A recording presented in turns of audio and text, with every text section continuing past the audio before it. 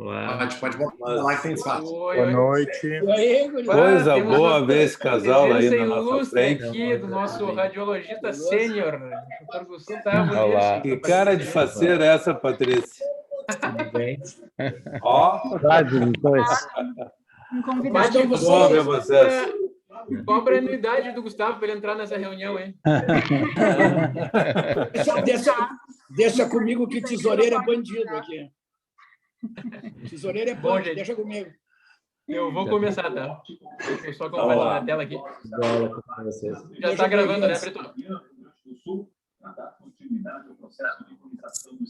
Tá. Vamos lá. Então, são 19h31. Gostaria de dar boa noite a todos. A nossa primeira reunião científica do ano de 2021. Tiago, De antemão, eu queria pedir para aqueles que estão com os microfones abertos, para que fechem os seus microfones, e pedir para o Brito que fique de cão de guarda, fechando os microfones abertos, então, para a gente ter uma melhor qualidade de som. Então, essa nossa primeira reunião do ano, embora a gente já tenha feito o clube de revista e aula do curso preparatório, eu vou dividir em 3 momentos. Primeiro, vamos fazer a cerimônia de apresentação dos novos residentes, a despedida dos residentes egressos, né, os ex-R2. Depois eu vou dar alguns breves recados com relação à GCP em 2021. Né? E depois a gente passa na sequência para o grande momento da noite, que é a nossa conferência com o professor Nuno Rama.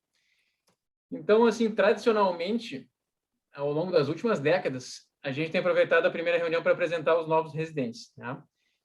E esse ano, no estado do Rio Grande do Sul, a gente tem 5 vagas de residência em coloproctologia. São essas a seguir aí. A gente tem o André Rombaldi, né, que é o novo residente do Grupo Hospitalar Conceição. Ele fez a formação na Faculdade de Medicina Católica de Pelotas, se graduou em 2017. E, posteriormente, ele fez residência de cirurgia geral no Hospital Geral de Caxias do Sul. Ele concluiu a residência de cirurgia geral em 2020.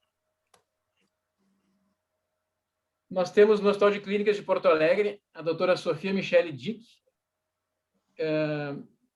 que fez a sua graduação e a sua residência de cirurgia geral no Hospital de Clínicas de Porto Alegre. Eu tenho o prazer de conviver com a Sofia diretamente, porque ela é a minha R1 atualmente. Bem-vinda aí, Sofia. Nós temos no Hospital Ernesto Dornelles a doutora Lisiane Treis, que fez faculdade de Medicina e residência de cirurgia geral no Hospital de Clínicas de Porto Alegre. Bem-vinda, Lise. No Hospital São Lucas da PUC, o novo R1 é o Vinícius Ferrari Henning. O Vinícius, ele fez a faculdade de Medicina na Universidade do Sul de Santa Catarina, a Unisul, lá em Tubarão, né? Posteriormente, ele fez a residência de cirurgia geral no Hospital São Vicente de Paulo, em Passo Fundo. E é o novo R1 da PUC. Bem-vindo, então, Vinícius. Nós temos... Opa! Agora que eu vi que faltou uma foto, eu vou pedir perdão, mas eu vou anunciar igual. Ficou fora da ordem. Nós temos o Pedro Henrique Lourenço Borges. A foto não está aqui, perdão. Que é o novo R1 da Santa Casa. Ele fez Faculdade de Medicina na Universidade Luterana do Brasil. Eu estou vendo que ele está com a câmera aberta, então, já que eu não inseri a câmera, ele está abanando para a gente, né? Bem-vindo aí, Pedro. E fez a residência de cirurgia geral lá na Universidade Federal de Ciências da Saúde de Porto Alegre, aqui em Porto Alegre. Né? E, por fim, nós temos, ainda na Santa Casa, também na Santa Casa, a Thalita Carniel. A Thalita Carniel, ela fez a Faculdade de Medicina dela em Ribeirão Preto, né, na UNAERP, e a residência de cirurgia geral dela na Universidade Estadual do Oeste do Paraná, a UniOeste, e ingressou na residência dela de coloproctologia na Beneficência Portuguesa de Ribeirão Preto, mas por circunstâncias de fechamento do programa de residência médica, ela acabou vindo para Porto Alegre e foi absorvida pelo serviço de coloproctologia da Santa Casa, onde ela vai, então, realizar o restante da residência dela de coloproctologia. Certo? Então, bem-vindo a todos vocês. Se despedindo agora em 2021, a gente tem os egressos, que são no Ernesto Dornelles, a Franciele Perondi. E eu tomei cuidado de entrar em contato com cada um para ver o que eles planejam para 2021, hein? A Franciele disse que vai ficar trabalhando como coloproctologista aqui em Porto Alegre, em 2 clínicas, está fazendo plantão como cirurgião geral e pretende auxiliar a sua parente, a Francesca Perondi, e o Dr. Flávio Diniz, de agora em diante. A gente tem o Fares Hassan Hamaoui, que é o egresso da Santa Casa, e vai ficar trabalhando em 2021 como coloproctologista aqui em Porto Alegre. Temos a Tuane Colles, que foi para o Exército Brasileiro, agora ela é aspirante oficial do Exército Brasileiro, e vai trabalhar lá como coloproctologista. Vai ficar trabalhando como coloproctologista em Porto Alegre também, e ingressou no programa de mestrado em Ciências Cirúrgicas da Universidade Federal do Rio Grande do Sul. Temos a Maria Eduarda Trevisan Rezer, que é egressa do Hospital São Lucas da PUC, que, a partir de agora, é a coloproctologista do Hospital da Aeronáutica, em Canoas, está em estágio de adaptação. Temos a Caroline Lara, que concluiu residência no Grupo Hospitalar Conceição, e tem como objetivos agora seguir trabalhando como coloproctologista e prestar a prova de título de especialista da Sociedade Brasileira de Coloproctologia. E nós temos em Santa Maria, no HU da Universidade Federal de Santa Maria, o Gustavo Bevilacqua Machado, que concluiu a residência agora e vai seguir trabalhando como coloproctologista na região. Então, sucesso para vocês todos na carreira. Esse ano de 2021, a GCP, tentando oferecer um programa científico de qualidade, ela resolveu aumentar, né, o número de atividades científicas oferecidas aos seus associados. Então, ali à esquerda vocês têm as tradicionais reuniões científicas, que são nas terças-feiras de cada mês, né, sempre às 19h30. E vocês podem ver que a gente já tem toda a programação com os palestrantes e aulas confirmadas, né, colegas de destaque aí, internacional e nacional. Um programa bem interessante. A gente tomou cuidado de colocar os nossos 2 convidados portugueses no início, justamente por essa questão do fuso horário. Eu acho que em 20 de abril a palestra do Dr. José Gonçalves já vai estar com fuso horário de 4 horas. A gente tem, na primeira segunda-feira de todo mês, às 20 horas, o Clube de Revista. A gente já teve a primeira atividade desse ano, que foi com uma aula com a Laura Moschetti. Esse artigo vocês estão vendo aí. E, de forma inédita, assim, a Sociedade Brasileira de Coloproctologia ela tem 8 regionais, né? E a gente, com o intuito de aumentar o número de associados gaúchos aprovados na prova de título e com título de especialista da SBCP, a gente está promovendo um curso de preparatório para a prova de título, que vai ser dia 30 de agosto, que vocês bem sabem, a gente amanhã já vai estar indo para a terceira aula, né? A aula de amanhã é com o professor Henrique Sarubi Filman, e vai abordar a questão de genética do câncer coloretal e síndromes hereditárias. Então, amanhã às 19h30. Tudo isso acessível por plataforma digital, né, pela plataforma Zoom, e a gente tem deixado gravadas essas aulas. No caso da reunião científica, e do Clube de Revista, a gente tem deixado a intenção é deixar no Facebook e o curso preparatório no YouTube. Paralelamente a isso, a gente está levando adiante a campanha de prevenção do câncer coloretal Março Azul, né? E vocês todos já devem ter recebido material de divulgação para postar nas mídias sociais aí de vocês. E a gente já está com a programação científica da Jornada Gaúcha, que vai ser virtual novamente esse ano, vai ser do dia 5 ao dia 7 de novembro, com todos os palestrantes internacionais e nacionais confirmados. Aqui tem alguns que eu pensei, assim, que são de fora do estado do Rio Grande do Sul, e a programação ficou bem bacana. Então, acho que vai ser um ano muito rico para todos nós. Então, antes de passar de vez a palavra para o professor Nuno Rama, eu queria mais uma vez agora agradecer de público a disponibilidade, a gentileza dele de estar presente e ter preparado essa conferência para todos nós. E isso é um movimento de aproximação aí, o luso brasileiro, que a gente fez no ano 2021, a quem eu estendo um agradecimento especial à Patrícia Cardoso Mota Lima, que está nos assistindo aí, que intermediou essa nossa aproximação. Só para o professor Nuno Rama ter uma noção da nossa situação, né? Nós, professor Nuno, somos da GCP, que é um grupo que já tem 54 anos, foi fundado em 1967, né? Nós somos, no Rio Grande do Sul, 165 coloproctologistas, então aproximadamente 70% dos coloproctologistas fazem parte dessa Associação Gaúcha de Coloproctologia, né? Para uma população de um pouco mais de 11 milhões e 300 mil habitantes, certo? Então, vou passar a palavra para o senhor. Tenho certeza que, ao término da apresentação, a gente vai poder conversar de uma maneira mais interativa e informal e discutir as questões pertinentes à sua aula. Ok, então, boa noite a todos. Agradecer naturalmente o convite, um honroso convite aqui a Portugal, não é? Agradecer também naturalmente a lembrança à Patrícia, com quem tenho o prazer agora de ter estado e de estarmos a trabalhar mais perto, do ponto de vista até científico e futuramente espero que também prático, não é? E portanto, naturalmente, cumprimentar a todos os colegas que estão neste momento na plataforma e ver-nos de forma digital e dizer que foi um prazer, de facto, o convite e também o tema, felicitar-vos pela escolha do tema, que é um tema interessante, um tema do dia-a-dia, prático, e para o qual eu tentei trazer-vos aqui em meia hora, não mais, espero eu, alguns aspectos práticos da forma, da conduta que nós vamos realmente ter no tratamento desta situação, que é para quem faz urgência, para quem faz plantão, efetivamente nos aparece com muita frequência. Vou compartilhar agora a tela convosco. Professor Nuno. Sim? Perdoa-me a gafe, eu gostaria de lhe introduzir oficialmente, a gente estava conversando antes, mas eu gostaria de lhe anunciar o seu currículo. Tá? Ok. Então, força. o professor Nuno Rama, ele é o chefe do Departamento de Cirurgia Coloretal do Centro Hospitalar de Leiria. Leiria, me corrija se eu estiver errado, é uma cidade que está a meia distância, acho que entre Porto e Lisboa, correto? Sim, correto, perfeito. Ele é diretor clínico do Hospital Dom Manuel Aguiar, em Leiria. É o atual secretário-geral da Sociedade Portuguesa de Coloproctologia, de 2020 a 2022. Professor assistente...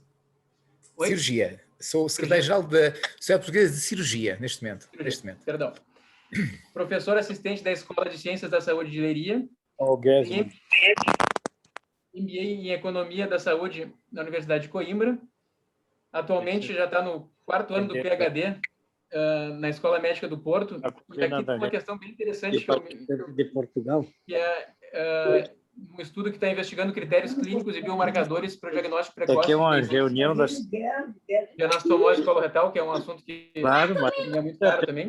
No Zoom. E eu achei no seu currículo uma referência muito interessante. O senhor foi fellow de cirurgia videolaparoscópica em São Paulo. Exatamente. Renato Lupinati e o Miguel Ângelo Pedroso, em 2006, correto? Exatamente. Não, ele está coordenando que dá palestra em português que está lá em Portugal. Gente, tem alguém com o microfone aberto? Professor, então, desculpa, prossiga com a sua apresentação. Ok, eu vou tentar compartilhar. Eu penso que estão a conseguir... Estão a ver a tela? Conseguem ver? Estamos visualizando, sim. Ok, perfeito. Então, eu trazia-vos hoje, ou trago-vos hoje, de facto, uma abordagem, uma conduta naquilo que é o tratamento do cancro do cólon esquerdo, que se apresenta na forma obstrutiva e, portanto, sintomática nessa forma.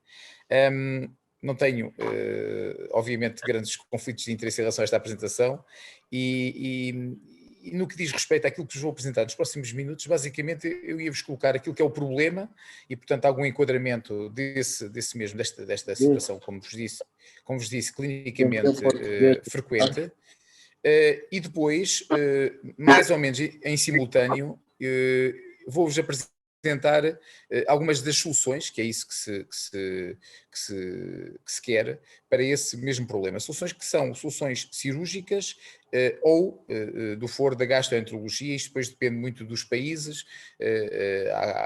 Enfim, em Portugal existe ainda um pouco a separação entre aquilo que é a gastroenterologia e o universo gastroenterológico e aquilo que é a ação do cirurgião. O cirurgião em Portugal não faz tanta endoscopia como, por exemplo, provavelmente vocês aí no Brasil e noutros países da Europa, mas enfim, esta conduta que vamos aqui apresentar-vos em termos de soluções cirúrgicas, com alguma evidência que suporta essa mesma decisão. E depois terminaria com 3, 4 slides, tentando resumir um pouco aquilo que é a minha perspectiva mais pessoal da questão. De facto, isto é o problema. No nosso serviço de urgência, quando estamos de plantão, aquilo que nos acontece é que muitas vezes pode-nos aparecer cenários mistos. Pode-nos aparecer um doente jovem, relativamente jovem, na 6ª década de vida, que tem uma lesão no ataque, de facto, em sintomatologia obstrutiva, com uma lesão obstrutiva e suspeita, e ele pode, neste caso, pode é um doente com baixo risco, tem um ASA 1, ASA 2, que se apresenta com há a oportunidade, a estabilidade clínica permite um ataque, um scan, e permite de facto confirmar que não existe uma doença metastática hepática ou pulmonar, ou a existir seria oligometastática, e portanto temos aqui um primeiro caso para o qual depois temos de tomar uma decisão. Podemos ter um doente um pouco mais velho, que pode ter, por vezes, ter maiores comorbilidades e portanto ser importante a tomada de decisão nesse sentido. Pode apresentar-se também com uma doença ou sem-doença metastática ou doença oligometastática. Outro cenário possível é, de facto, aquele doente que se aparece com uma doença plurimetastática, por vezes mais idoso, não quer dizer que não possa aparecer noutras faixas etárias, são apenas para enquadramento do problema, de algumas situações clínicas, naturalmente, e que vemos, como vê aqui, este ataque abdominal com várias lesões metastáticas suspeitas num contexto de um doente que tem este raio-x e que tem uma lesão identificada e, portanto, este doente com uma maior comorbilidade. Portanto, estes são os cenários alguns dos cenários que nos podem aparecer. De facto, este problema é relevante. Sabemos que o cancro coloretal é uma causa frequente de tumor, é uma causa, atualmente em dados mais recentes, é a terceira causa de tumor mais frequente e ainda assim assume-se como uma causa frequente de desfecho menos bom, ou seja, com uma causa de mortalidade entre a quarta causa a nível líder mundial de mortalidade. E o cenário que nos aparece muitas vezes sob a forma de complicado, ou seja, um tumor do cólon esquerdo, vamos nos focar nesse setor, nesse quadrante, sob a forma de complicação, ele pode ser ou sob a forma de perfuração, e essa é menos frequente, cerca de 1 em cada 5, e 4 em 5 acabam muitas vezes por apresentar, quando se apresentam complicados, apresentam-se sob a forma de oclusão intestinal. Esta, como é clássico, é mais frequente nos tumores do cólon esquerdo, pelo lumen também, obviamente, mais confinado e estreito do cólon esquerdo, e sabemos que cerca de 3/4 dessas oclusões acabam por ficar acantonadas ao cólon esquerdo. E, portanto, são, digamos, o objeto do nosso problema. De uma forma geral, eu diria que cerca de 10% dos casos, muitas vezes esta oclusão intestinal aparece no cancro do cólon de uma forma mais ou menos geral. O diagnóstico, não perdia aqui muito em termos de diagnóstico, deixávamos aqui algumas notas, sobretudo de notas essas de evidência resumida, e de facto, por si só, a apresentação clínica é uma apresentação de oclusão, muitas vezes, ou de suboclusão, mas efetivamente não nos permite ter grande especificidade e é apenas digamos, uma apresentação de suspeita. Na realidade, apenas quando nós, nos tumores do reto baixo, quando nós fazemos um toque retal e de facto confirmamos a lesão estenosante não transponível pela nossa bioproba, pelo dedo, de facto nessa situação nós podemos de facto dizer que aquele quadro oclusivo terá como grande probabilidade aquela lesão mais distal. Caso contrário, não conseguimos de facto de forma específica, nem com exames laboratoriais, de estabelecer um diagnóstico mais robusto. Por isso temos que escalar muitas vezes esses exames complementares e sem dúvida que com um grau de evidência 3 e gerando uma recomendação relativamente importante de grau B, de facto, isto de acordo com os níveis de evidência preconizados do World Journal of Emergency Surgery, de facto, ataque aparece-nos aqui como, digamos, que o exame gold standard nesta situação, quando o doente tem, obviamente, estabilidade clínica para o fazer.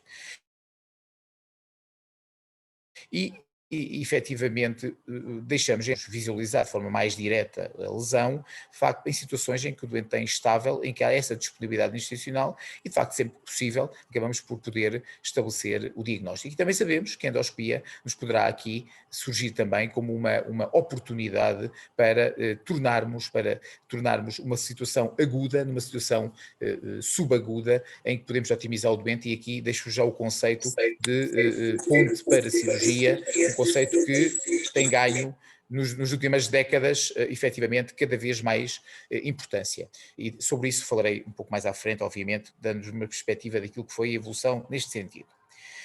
De facto, os problemas, nós temos que enquadrá-los, isto quando temos perante esta situação, ou estas situações que vos expus, situações tipo, obviamente, escolhidas, nós podemos efetivamente ter uma série de fatores que nos vão ajudar, ou nos vão permitir tomar uma decisão num ou noutro sentido. A idade, obviamente, e muitas vezes a comorbilidade está associada, não são sinónimos de todo, mas de facto a idade e as comorbilidades dos doentes permitem-nos pensar um pouco mais de qual será a estratégia a tomar.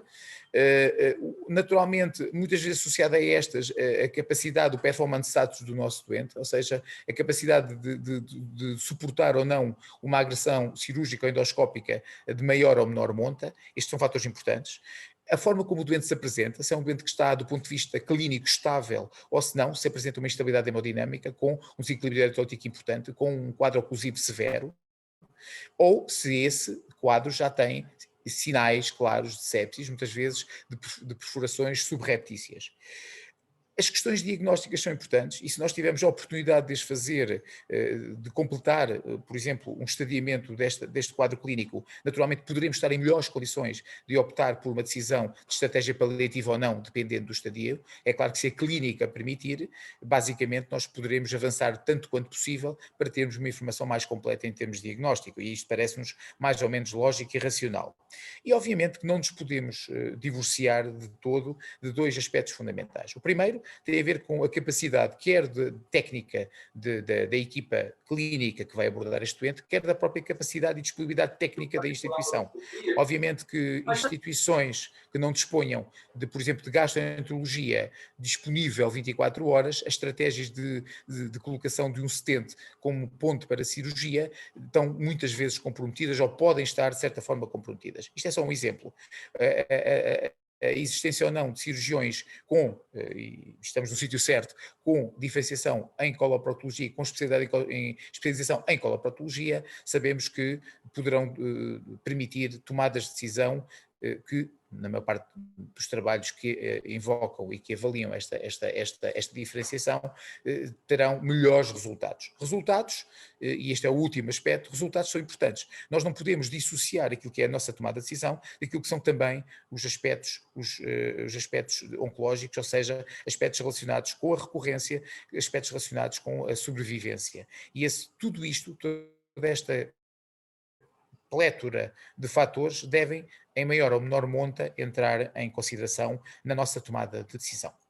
Assim, perante uma situação de oclusão do cólon esquerdo, especificando a que estamos a abordar, nós teremos que, por um lado, tentar resolver e tratar a oclusão, se possível, e se for possível, retirar o tumor, e daí ter aqui também, subjacente a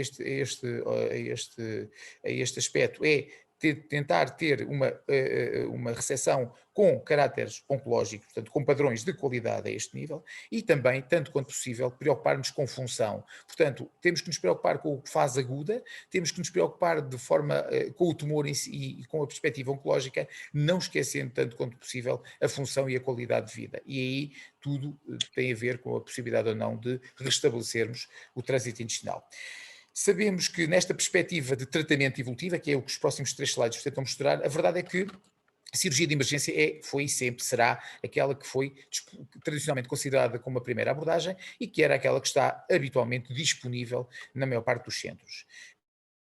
Sabemos que esta cirurgia, quando comparada com cirurgia eletiva ou quando comparada com uma cirurgia diferida, sempre que a gente consegue fazer uma ponte para esse sentido, para a cirurgia, ela associa-se a altas taxas de morbilidade e mortalidade, por vezes associa-se naturalmente a necessidade, quer temporária, quer permanente, de estoma, que naturalmente pelos conflitos de espaço e pela distensão das vísceras, muitas vezes impede que a abordagem minimamente invasiva seja utilizada e, portanto, temos que nos cingir a uma abordagem laparotómica e, naturalmente, sendo feita por equipas que por vezes não têm diferenciação, nomeadamente na nossa área, podem colocar alguns problemas em termos daquilo que é a qualidade da recepção ou a recepção oncológica. Portanto, estes são 4 aspectos importantes. E por essa razão, ao longo dos anos, sobretudo a partir do meio da década de 90, foi tentando e foi-se pensando na possibilidade de diferir a cirurgia, diferi-la em dias, de forma a podermos otimizar o nosso doente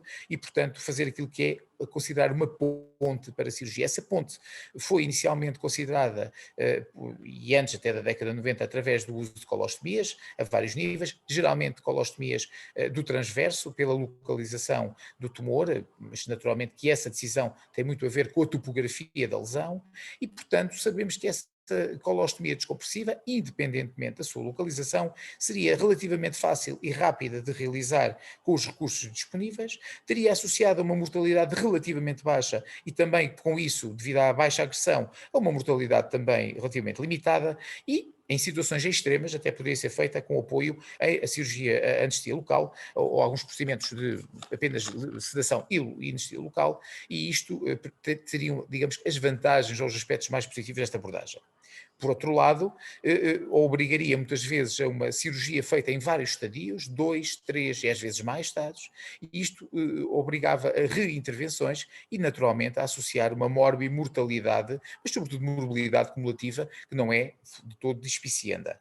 Também, muitas vezes, a necessidade e a exigência de estoma levaria a que esse estoma se tornasse de temporária permanente e, com isto, grandes implicações em termos daquilo que é a função e a qualidade de vida. Então, sim, a partir de 91, primeiro dos trabalhos publicados por Domoto mais tarde, há realmente este conceito, o conceito de se utilizar um stent colocado por via endoscópica, que tenta, de certa forma, bypassar e sempre que possível a estenose luminal, expandir um pouco realmente esse segmento obstruído e tornar efetivamente esse lumen, esse quadro oclusivo, num quadro suboclusivo ou tentar resolver a oclusão temporariamente ao longo dos dias e desta forma permitir recuperar o doente, estabilizar o doente, ao mesmo tempo poder estadiá-lo e desta forma podermos então fazer uma cirurgia diferida a dias e com vantagens em termos daquilo que seria a abordagem e vantagens daquilo que seria a redução significativa da morbimortalidade, inclusivamente da necessidade de estomas. Portanto, estes são os grandes aspectos importantes, aspectos estes que naturalmente ao longo dos anos de prática foram sendo revestidos de aspectos contraditórios e de alguma controvérsia. Controvérsia é essa que teve sobretudo a ver, não tanto com a taxa de complicações, uma vez que grande parte destas técnicas eram feitas por gastroenterologistas ou, em alguns casos, por cirurgiões com experiência e, portanto, a curva de aprendizagem foi rapidamente ultrapassada e permitiu ter resultados do ponto de vista técnico relativamente interessantes, mas ficou sempre a controvérsia e alguma controvérsia no que diz respeito àquilo que é a mortalidade e as preocupações com a oncologia, como vos vou mostrar mais adiante. Assim, nós podemos dizer que as soluções, resumi-las de uma forma muito esquemática, podemos dizer que ela pode passar por uma cirurgia de reseção, pode ser feita em um ou mais estadios, com anastomose primária ou não, com a possibilidade de fazermos ou não um estoma definitivo, com a possibilidade ou não fazermos um estoma de proteção. E isto depois, sempre que há a possibilidade de reversão, é seguido, obviamente, sempre que possível, de um restabelecimento do trânsito. E esta era o primeiro cenário. Podemos, por outro lado, proceder a uma descompressão temporária, fazendo ponte para uma cirurgia diferida, mais eletiva, e esta ponte pode ser feita através da criação de um estoma, através da colocação de um stent autoexpandível, ou então através da descompressão por um tubo ou vários tubos que existem disponíveis no mercado. Confesso-vos que nesta área não temos propriamente experiência no nosso centro no uso da descompressão por tubo. Irei citá-la apenas em termos daquilo que é a evidência disponível. E, finalmente, obviamente, quando a estabilidade clínica do doente e quando o estadiamento nos vai colocar num cenário de doente, efetivamente, com uma metastização e sem critérios de cura, nós podemos colocar então aí uma estratégia de paliação, pode passar simplesmente pela confecção de um estoma ou a colocação de um stent autoexpandível metálico e que fica efetivamente como, digamos que a solução para um problema, enfim, que do ponto de vista oncológico não terá um melhor desfecho em termos de cura. Assim sendo, podemos dizer que, digamos que a cirurgia de emergência, de uma forma muito resumida, só será mandatória, só será obrigatória, obviamente, quando existe associada a este abdômen agudo oclusivo existência de sinais inequívocos, sejam eles imagiológicos, sejam eles de intraoperatórios de isquémia ou então de perfuração. E, portanto, nessa situação, a cirurgia, sempre que possível e sempre que o doente a consenta e haja condições para haver anestesia, efetivamente será essa a opção. Opções, muitas vezes aquela que se mantém como sendo o procedimento de escolha é a ressecção do tumor e a confecção de um estoma, num procedimento que poderá ser, dependendo enfim, das designações e dos países, com uma finalização tipo Hartmann. Só esta afirmação que estou a fazer é passível de crítica e de discussão e controvérsia, e continua a ser, entre muitas vezes, aquela que é a solução cirúrgica mais vezes utilizada. É óbvio que ela coloca, sobretudo quando surgem grandes problemas, ou nós intraoperatoriamente temos um conjunto de fatores de risco para poder vir-se a determinar uma deiscência, ou seja, são aquelas situações em que nós achamos que a confecção da anastomose vai ser arriscada e, portanto, avaliamos o nosso doente e existem um conjunto de fatores de risco, como seja a idade, como sejam as várias comorbilidades, como seja a impossibilidade técnica de confeccionar uma anastomose sem tensão, ou com uma masculinização duvidosa, ou então num ambiente fisiológico de instabilidade hemodinâmica, tudo isso, ou de localizações, de condições locais adversas, e tudo isto muitas vezes leva-nos a não confeccionar em primeiro estadio uma anastomose. Muitas vezes essa decisão está relativamente relacionada com a presença de cirurgiões que não têm tanta experiência em cirurgia coloretal, que não são, digamos que, especializados nessa área. Portanto, pegando aqui uma das guidelines que mais impacto têm e que são importantes neste sentido, para as emergências em cancro coloretal e sobretudo no que diz respeito à obstrução, que é o nosso tema, de facto, cada vez mais existe a tendência para nós nos debruçarmos e, sempre que possível, fazermos uma reseção num estadio. Essa reseção num estadio acaba por ter vantagens na medida em que evita uma segunda intervenção, desde que a evolução seja naturalmente favorável, e isto com grandes reduções de morbilidade ainda assim, e com uma taxa de deiscência que andará na ordem dos 2 a 7%, obviamente, dependendo das séries. Sabemos que a maior parte dos estomas, e uma das razões para a tendência a termos cada vez mais reseções primárias em um estadio com anastomose primária, é o facto de que grande parte dos estomas, muitas vezes criados num contexto de uma finalização tipo Hartmann, não são, de facto, encerrados, por várias razões, ou porque o doente não quer, mas também muitas vezes porque inicia-se terapêutica adjuvante, ou então porque a própria doença progride. E, portanto, neste sentido, a grande parte destes estomas confeccionados acabam por não se encerrar.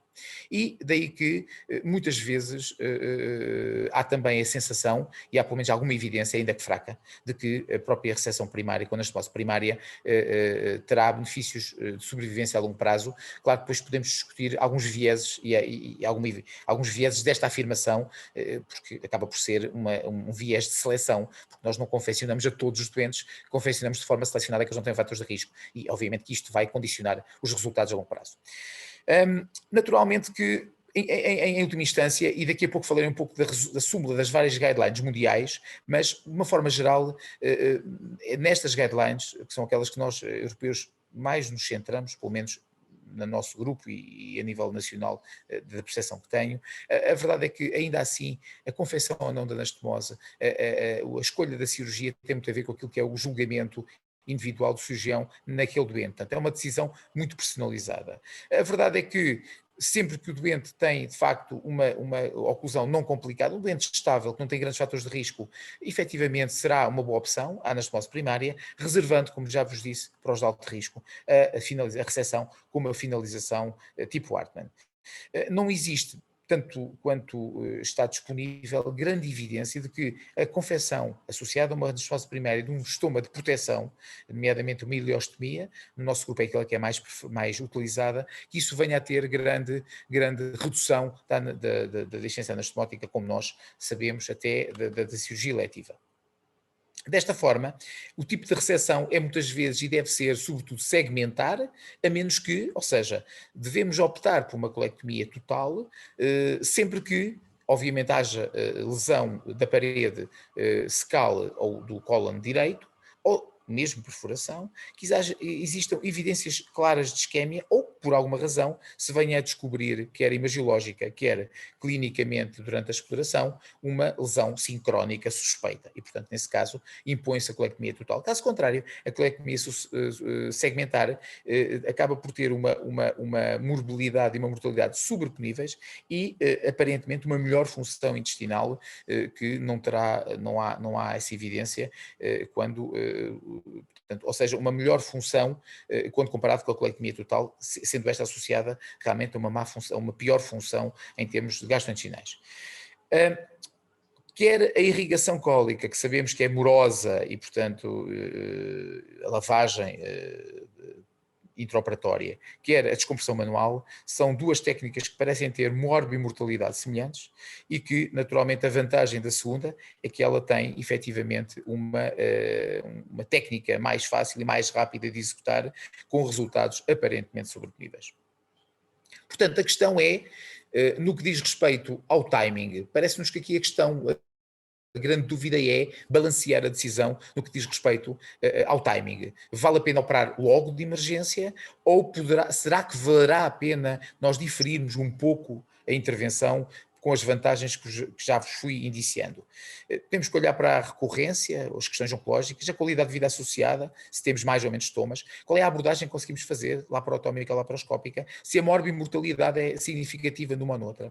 E, de facto, considerando tudo isto, nós podemos dizer que, aparentemente, a cirurgia de emergência, de uma forma geral, associa-se a uma maior morbilidade e mortalidade, que associa-se, como já vos disse, a uma taxa de não reversão do estoma e, consequentemente, uma implicação naquilo que é a qualidade de vida significativa, com taxas que podem atingir os 90% de não encerramento, que muitas vezes, como este estudo aqui do Alarac, que efetivamente demonstra uma maior recurso à laparotomia em detrimento da laparoscopia pelos vários constrangimentos técnicos e que terão, aparentemente, resultados oncológicos piores, nomeadamente em termos de recorrência local, de doença de disseminação metastática e nomeadamente aquilo que é a sobrevivência aos 5 anos. E, portanto, parece-nos haver aqui alguns sinais de que diferir a cirurgia será uma estratégia interessante.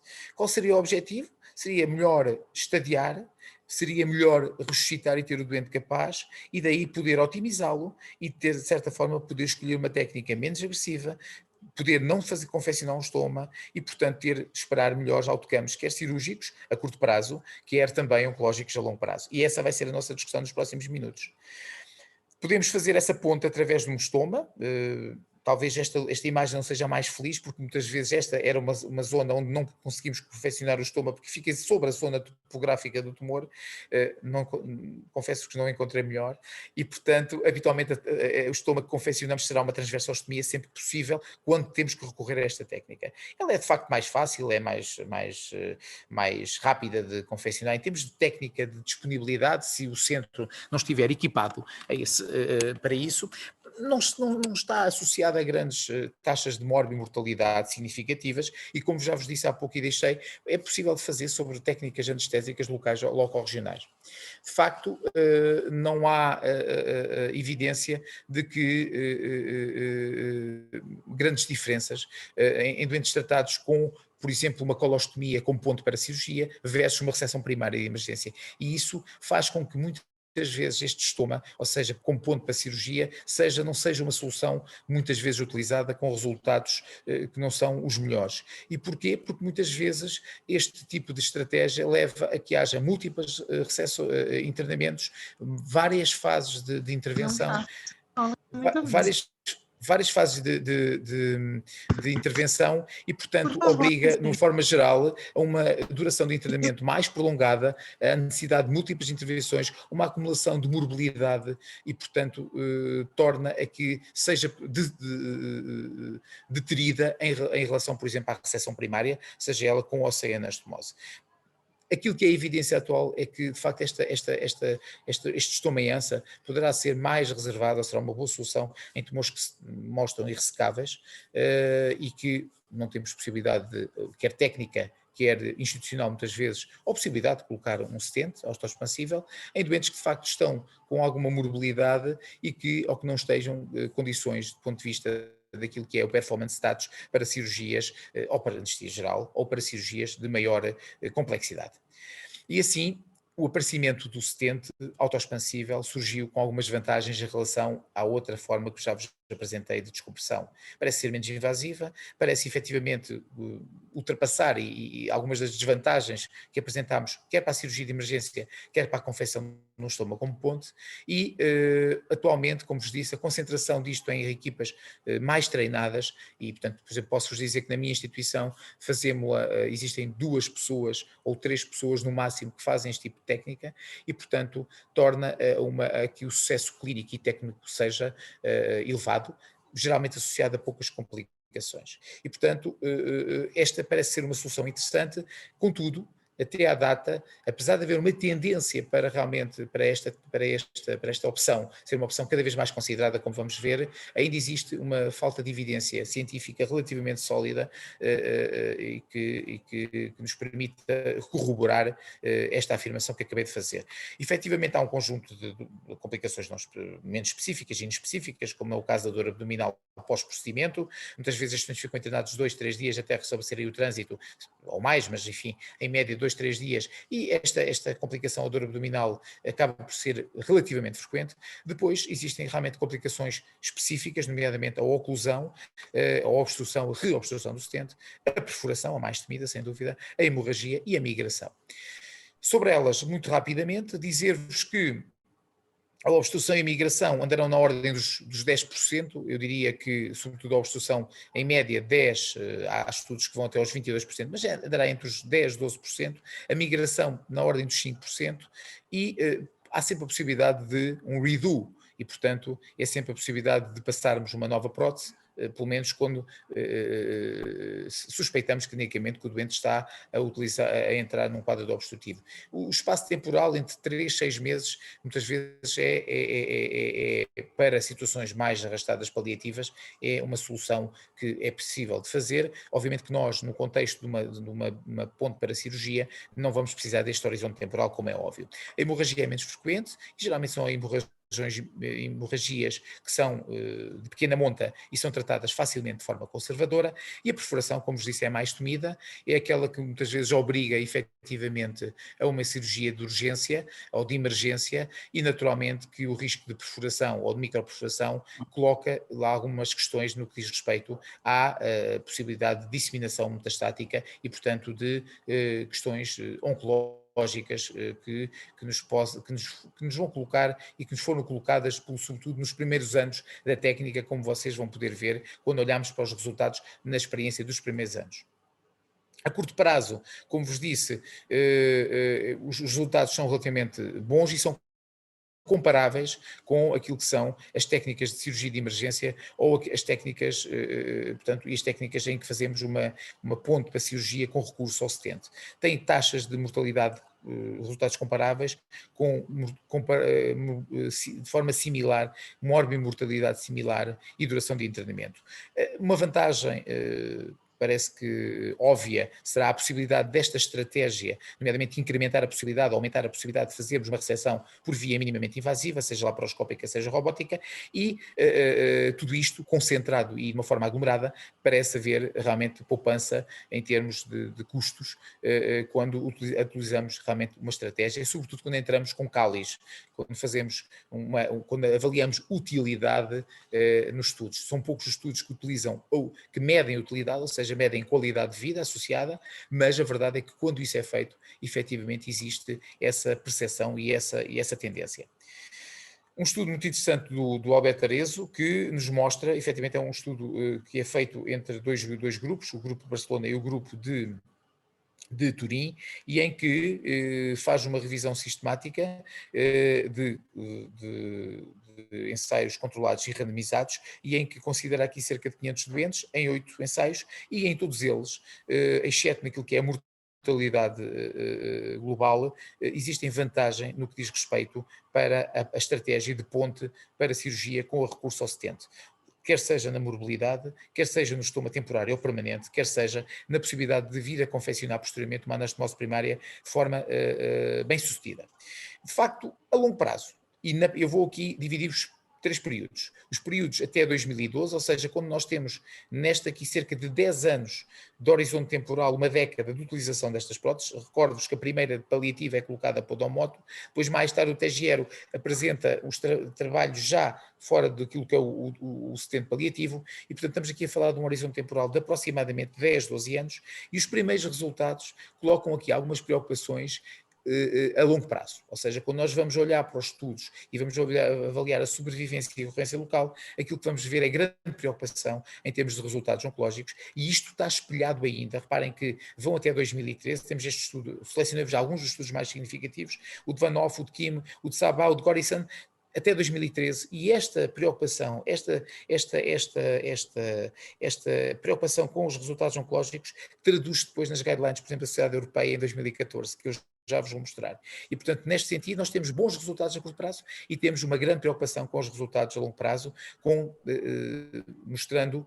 Eu mostro-vos aqui também alguns aspectos alguns vieses que estão de comparação. Por exemplo, este trabalho de Kim tem um grande viés de comparação. Compara 35 doentes com a estratégia de ponte, com stent, com 350 doentes numa estratégia eletiva.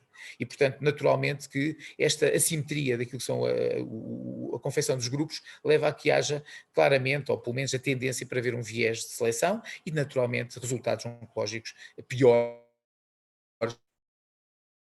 para o grupo que tem menos, obviamente, menos doentes incorporados. Depois, mais tarde, começam a surgir trabalhos que vão já incorporando, obviamente, também mais experiência da parte dos grupos que colocam os stents, obviamente, mas começa a haver já uma grande tendência para resultados de longo prazo, sobreponíveis e similares com a cirurgia de emergência. Este trabalho de Chang, Duang, o Kershi e o próprio Kim voltam a fazer um trabalho em 2017, onde mostram efetivamente alguma sobrevivência, resultados similares naquilo que diz respeito à sobrevivência global e à sobrevivência livre de doença e, portanto, numa tendência de equilibrar e numa tendência para esta estratégia numa primeira mão. Reparem aqui, ao vosso lado esquerdo, aquilo que são, aqui que são as nossas guidelines de europeias, que ainda não temos nenhumas recentes da Sociedade Europeia de Gastroenterologia e que demonstra sempre um tratamento que não é o standard para a estratégia e que fica reservada, segundo eles dizem, para, como alternativa à cirurgia de emergência, quando existe um risco de mortalidade pós-operatória significativo, sobretudo quando estamos perante doentes com ASA 3 ou superior, ou estamos doentes com mais de 70 anos, naturalmente, como sabemos, nem sempre estes doentes com mais de 70 anos são significativamente doentes com mais morbilidade, mas enfim, estas são as recomendações, que são fracas, obviamente, porque, como vos disse, a evidência gerada é de baixa qualidade. E, portanto, a partir de 2017 começamos a respirar um pouco mais, temos este trabalho do FU, que de facto mostra aí para o grupo piores resultados oncológicos em termos de disseminação metastática distante e de sobrevivência global, efetivamente para o grupo, mas se olharmos com alguma calma, percebemos que há 3 estudos que foram incluídos nesta avaliação, que foram interrompidos e excluídos. Se nós os retirarmos da análise global dos dados, vamos chegar à conclusão que os resultados são similares entre o grupo de emergência e o grupo em que é colocado a ponte consistente. Caso contrário, quer o trabalho do Escotraio do Arezzo, o nosso colega italiano, quer outros trabalhos posteriores, quer de Amelung, quer de Yang, quer de Cao, vêm mostrar de facto os resultados que não há diferença do ponto de vista dos resultados a longo prazo e tem a ver com a sobrevivência e, portanto, com aquilo que eram os nossos oncologic concerns em relação a esta opção de ponte. E assim, mostrando-vos rapidamente, deixem-me só beber um pouco de água, peço desculpa, não vos vou incomodar muito mais, tem mais 5 minutos e terminamos. Efetivamente, nós, quando pegamos em alguns trabalhos que nos mostram aquilo que são as guidelines disponíveis, conseguimos, por exemplo, aqui neste trabalho de avaliação das várias guidelines, e que foi publicado também pelo grupo da Sociedade Mundial de Cirurgia de Emergência, analisam cerca de 19 guidelines e de facto, 8 ainda têm uma tendência para a cirurgia de emergência como gold standard, 2, curiosamente, as americanas como são mais defensoras do stent, e depois existem 9 que, de facto, deste grupo de 19 guidelines, que efetivamente colocam as 2 e recomendam as 2. Se olharmos em termos de timing, este trabalho relativamente recente de Lauro e dos colegas avaliam realmente um dos aspectos que eu aqui salientei foi, para já, a má evidência e os resultados relativamente conflituosos em relação àquilo que são os reportes das recomendações e, sobretudo, alguma falta de informação daquilo que é o tempo ótimo, o timing ótimo para a cirurgia. Mas, de qualquer maneira, naqueles que têm realmente essa recomendação, efetivamente, apesar de baixa qualidade, eles andará sempre na ordem de uma semana, 6 dias, 7 dias, e aqui os nossos colegas da sociedade italiana, que de facto falam em 3 dias, mas mais tempo para os doentes que têm maior risco cirúrgico, portanto também os 6 dias. Mais ou menos consensual, que a nossa prática será uma semana, se possível, até podemos equilibrar o doente e podemos proceder depois à cirurgia eletiva diferida, portanto, como ponto para o tratamento definitivo desta situação. E, portanto, deixar aqui uma nota, e é uma nota que também fica nesta mensagem dos colegas, é que, efetivamente, a tendência crescente é para que, ainda que a atual seja, e esta atual é sobretudo influenciada pelo peso que tem a Sociedade Europeia de Cirurgia, Sociedade Europeia de Gastroenterologia, a verdade é que a tendência é a verificarem-se esta tendência de resultados disponíveis em termos oncológicos, a tendência é que as nossas guidelines nacionais na Europa e europeias, de uma forma geral, possam vir a introduzir como uma estratégia de futuro o stent com autoexpansível como ponto para a cirurgia. Apenas uma menção àquilo que são as recomendações, como digo, a experiência que tenho, que o nosso grupo tem, não existe, não temos essa possibilidade, podemos depois até partilhar isso convosco, se tiverem. Pus aqui um exemplo de alguns desses tubos possíveis, este é um tubo confeccionado, o tubo Denis, como vos digo, não tenho experiência. De facto, aquilo que diz a evidência nos trabalhos publicados, dos poucos trabalhos que refletem com alguma qualidade esta utilização, é que dão uma boa eficácia, uma segurança relativamente técnica, quer do ponto de vista clínico, quer do ponto de vista técnico, passa a redundância, com uma taxa de complicações bastante baixa e até inferior àquilo que é a colocação do stent, e que efetivamente poderá ser importante e tem uma vantagem, ele parece ser, sobre o stent, é que é menos agressivo, há menos manipulação tumoral, é mais que barato e também permite a lavagem, ao fim e ao cabo, a preparação do cólon a montante. E, portanto, parece, apesar de a evidência que gera é baixa pela escassez dos trabalhos e daí também o grau de recomendação não ser muito potente, contudo, parece ser uma estratégia válida e alternativa para quem realmente tiver essa experiência. E, finalmente, apenas um slide para aquilo que é a estratégia paliativa. Como vos disse, a estratégia paliativa, quando esse cenário é considerado, efetivamente o stent é uma excelente opção. Parece que o estoma não será preferido em relação ao stent, por várias razões, mas a verdade é que apresentam ambos uma mortalidade subclinível e baixa, mas parece que o stent apresenta, obviamente, uma menor taxa de duração de internamento. Apenas uma questão sobre aqueles esquemas em que nós, aquelas situações em que na tomada de decisão oncológica e na reunião de grupo, nós vamos considerar neste doente uma estratégia de terapeuta de segunda ou terceira linha, em que há fármacos anti-angiogénicos, como o bevacizumab, e em que aí a taxa de perfuração é elevadíssima, ou mais significativa com o uso de stents, e aí a estratégia alternativa pode ser realmente a colostomia e ser uma boa opção. Portanto, é importante, e isto é a nossa prática também, envolver tanto quanto possível na decisão o oncologista para que possamos tomar a melhor decisão para o nosso doente e não inviabilizarmos, por exemplo, uma estratégia de quimioterapia, seja ela paliativa, seja ela uma estratégia a posteriori, naquilo que é a abordagem do doente com doença hepática ou oligometastática ou doença pulmonar. Portanto, para terminar, como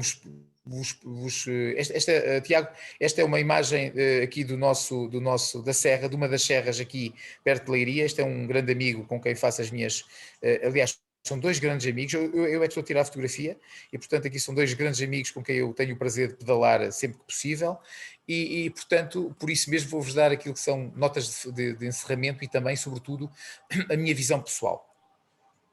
Primeira decisão perante este problema, de facto, tem a ver com o padrão de cuidados. Qual é o objetivo dos nossos cuidados? É um best supportive care, é apenas uma terapêutica de conforto, porque o estado do doente, a situação clínica não permite mais do que isso, ou vamos entrar numa estratégia paliativa ou numa estratégia curativa. Portanto, esta é a primeira decisão que temos sempre que possível de abordar.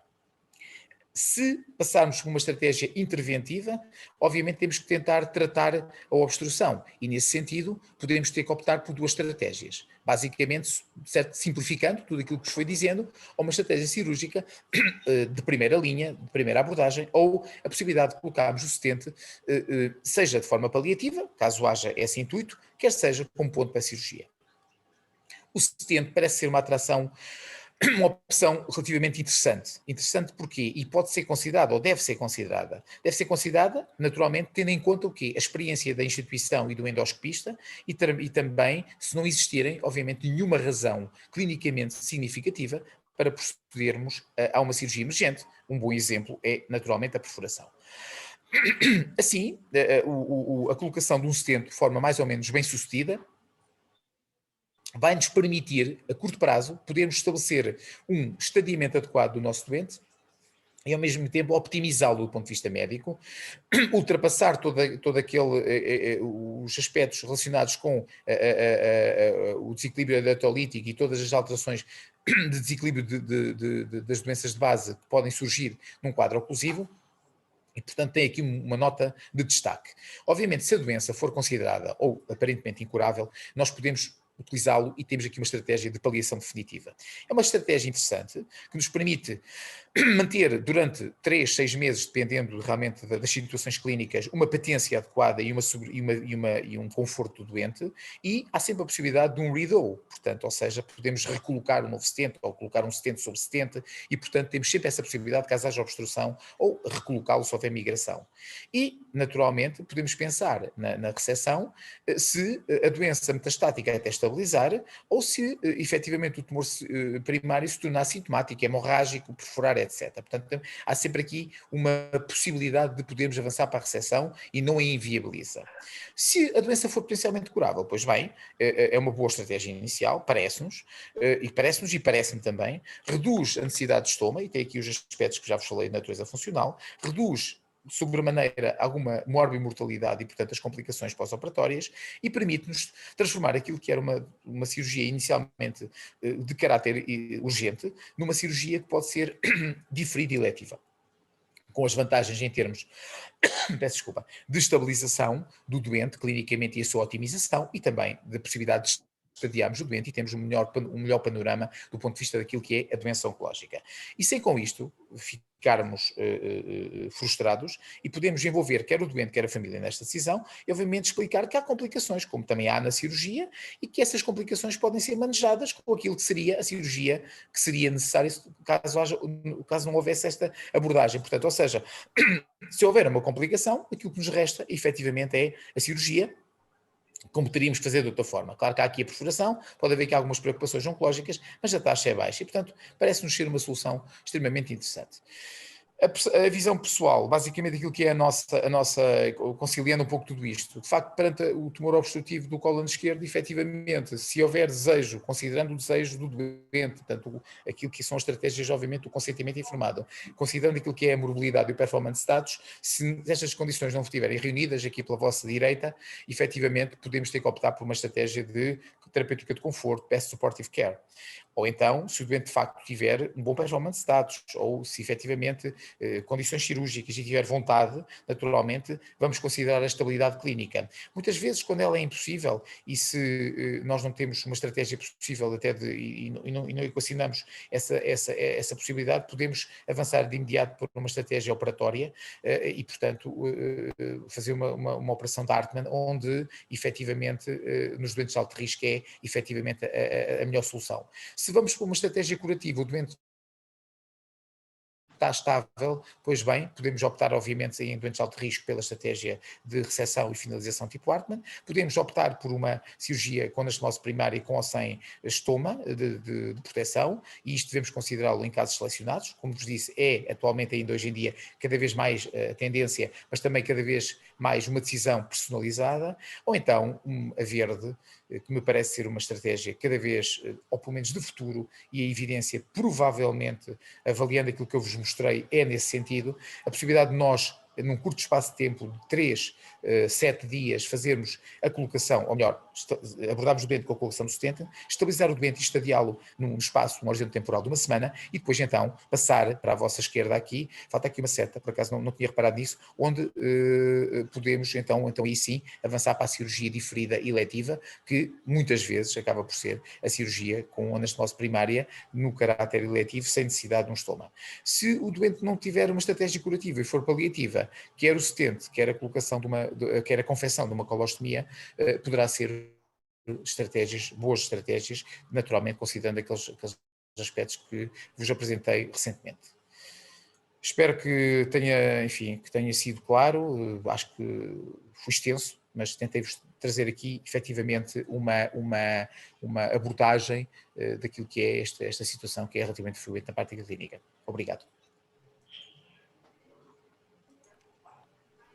Muito obrigado, professor Nuno Rama.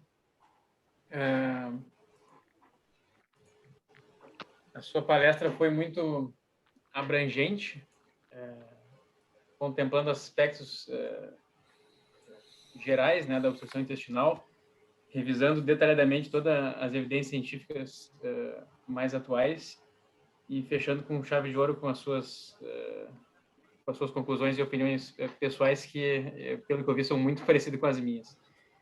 Então, novamente, muito obrigado. Eu tinha algumas questões, algumas perguntas que eu gostaria de lhe endereçar, mas à medida que o senhor foi apresentando, o senhor já foi respondendo pelo menos a metade delas. E eu selecionei duas que eu vou colocar aqui e peço para os outros que quiserem fazer alguma pergunta, que sinalizem ali no chat e a gente vai daí respeitando essa ordem de perguntas. Bom, vamos lá. Tem um estudo que é do grupo de colaboração da Sociedade Europeia de Coloproctologia, que foi publicado na Colorectal Disease 2017, que investigou a questão da anastomose primária, né, na cirurgia de emergência do colo esquerdo, né? Não necessariamente todos os pacientes com o cenário de obstrução, né, que era um pouco mais amplo, eram situações de emergência, incluíam outras também, e não necessariamente do câncer. Mas chama atenção nesse estudo que, muito embora eles tenham reunido uma casuística bem interessante, foram quase 600 pacientes, né? A taxa de anastomose primária foi muito baixa, né? Foi de 17%. 100 desses 600 pacientes foi feito anastomose primária num cenário de vida real, né? É um estudo prospectivo, não randomizado. E eu me lembrei de um outro estudo que existe norte-americano sobre cirurgia de urgência em diverticulite, na qual também a taxa de anastomose primária foi muito baixa, foi 19%. Então, a gente vê que, muito embora a gente saiba que alguns pacientes possam se beneficiar de uma anastomose primária, as evidências mostram que isso é feito numa porcentagem muito pequena dos pacientes, né? Nos dois estudos que eu citei, menos de 20%.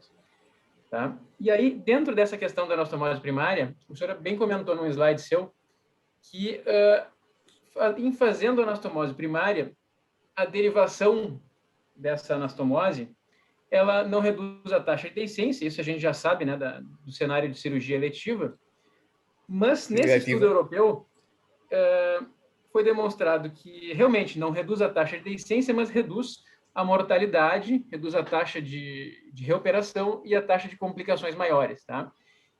E aí, nessa questão específica da derivação de uma anastomose primária, se a gente opta, se a gente julga que o nosso paciente tem condição, eu acho que essa questão da neoplasia obstrutiva de cólon esquerdo é muito particular, porque, muito embora acho que a maior parte dos cirurgiões do mundo façam derivações de anastomose com iliostomias, né, em alça, talvez aí seja um cenário em que a colostomia em alça seja mais interessante no cólon transverso proximal, por justamente deixar um segmento de cólon mais curto, com um resíduo fecal, com uma coluna de fezes para passar naquela anastomose. Então, a primeira pergunta que eu tinha para fazer para o senhor é justamente essa. Em optando por fazer uma anastomose primária, qual é a sua derivação de preferência? Se é uma colostomia em alça ou se é uma iliostomia? Sim, Tiago, de facto, só uma nota prévia em relação àquilo que falou em relação aos estudos. De facto, é verdade.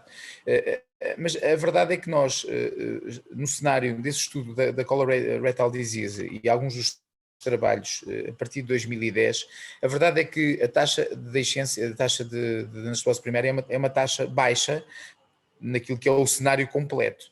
Mas a verdade é que nós não conseguimos ter a noção dos doentes, desse grupo total, do universo total de doentes com obstrução, que seguiram para uma estratégia de ponte.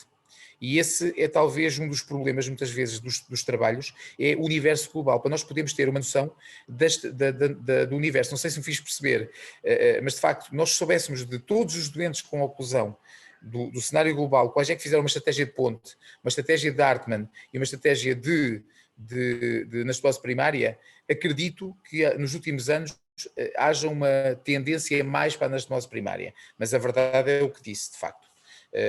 Ainda assim, por muito que se diga, na vida real, muitas vezes optamos por fazer um estoma. Qual é o estoma que eu faço mais frequentemente? Deixa-me dizer que ainda é a iliostomia. Faço a iliostomia é por uma questão de, muitas vezes, de escola, não é? Nós sabemos que isso tem muitas vezes a ver com uma questão de escola. A redução significativa da coluna focal é uma estratégia interessante. Por vezes, e há um trabalho interessante publicado no início na primeira metade de 2007, em que se referia que o estoma do transverso poderia, de certa forma, quando do encerramento, poder vir a comprometer a marginal, que em alguns doentes poderia vir a comprometer a vascularização. E, portanto, essa é uma razão que, do ponto de vista do meu racional, ainda me faz com que eu faça muitas vezes uma iliostomia. E também a minha questão de preferência técnica por uma questão de escola. Sempre fiz mais ileostomias de proteção do que colostomias do transverso. E, portanto, essa é uma razão. Não existe, tanto quanto sei, nenhum estudo que mostre a superioridade de um estoma em relação à outra. Eu consigo deixar aqui da minha experiência. Não sei Obrigado. se satisfiz a sua... Esse medo de lesionar marginal eu também tenho, mas na realidade não de lesionar diretamente ela, porque a gente tem uma janela ali de talvez uns 2 centímetros entre a borda mesentérica do cólon e a marginal, em que a gente consegue fazer uma janela e eventualmente até usar a gente chama de estribo aqui no Brasil, não sei como é que vocês chamam, para dar o suporte do ostoma em alça, mas eu tenho medo, na realidade, uma baguete. Eu tenho medo de angular a marginal e fazer com que ela fique angulada e com isso interrompa o fluxo para anastomose. Mas concordo, é uma questão de escola. Eu fiz uma escola que era mais de colostomia em alça de transverso. Claro. Antes, o Milton tem uma pergunta ali, que é um outro colega, mas eu vou fazer minha segunda pergunta e aí eu passo em seguida para o Milton. Ok. Falando de tumor de cólon esquerdo, né, que é o nosso assunto aqui, a gente tem um tumor de cólon esquerdo mais distal, né, aquele sigmoide, metade distal do sigmoide, mas a gente tem o tumor de cólon esquerdo mais proximal, cólon descendente proximal, quase ângulo esplênico, tá? São pacientes que, do ponto de vista técnico, tem uma certa diferença, tá? digamos que a gente faça uma cirurgia de Hartmann, né? A minha pergunta nessa questão da cirurgia de Hartmann vai ser com relação ao o que fazer com o coto distal, certo? Me agrada muito a ideia de fazer uma fístula mucosa naqueles tumores de colo esquerdo mais proximais. Sim. E colocar lado a lado o sigmoide distal com o transverso para facilitar uma futura reconstrução. Porém, o receio que eu sempre tenho, e aí de novo a gente entra numa questão de vascular e de técnica cirúrgica, Sim. é que se a gente faz uma ligadura muito alta da artéria mesentérica inferior, né, para fazer uma linfadenectomia um pouco mais radical, a gente incorre no risco de eventualmente desvascularizar aquele colo sigmoide distal, que é justamente o que viria para a parede abdominal. Abdominal. Né? Sim. E aí a gente vai estar diante de uma situação de isquemia ou de necrose da fístula mucosa. Tá? Mucosa. Bom, toda essa introdução para falar o seguinte: tem paciente que a gente leva para a cirurgia na urgência e a gente não tem o diagnóstico de câncer estabelecido. Né? Às vezes é uma massa que a tomografia não esclarece, o paciente não tem colonoscopia, tem uma microperfuração. Às vezes a gente vai para uma cirurgia dessas na dúvida entre uma diverticulite complicada e um câncer, né? Um câncer. Colostomido perfurado. E aí a questão da ligadura vascular tem importância. Né? Obviamente, se for câncer, é mais interessante fazer uma ligadura alta, e aí talvez a gente abra mão disso. Mas se for uma diverticulite, isso não tem importância.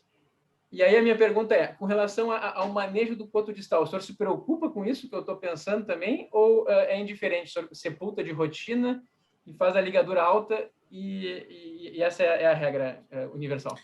De facto, essa é a regra. A minha decisão está facilitada, porque eu não gosto de fístulas mucosas. Ou seja, lá está, por uma questão de escola e porque nem sempre, do ponto de vista daquilo que é a possibilidade anatómica de trazermos com segurança e enfim, de forma facilitada esse sigmoide, a maior parte das vezes não faço fístulas mucosas. Eu lembro-me de ter 1 ou 2 casos há muitos anos.